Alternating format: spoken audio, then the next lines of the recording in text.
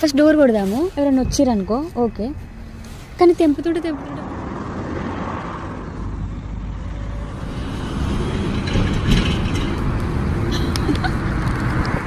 దీంట్లో భయం అవుతుంది గైస్, ఎవరైనా వచ్చి ఏమన్నా అంటారేమో అని.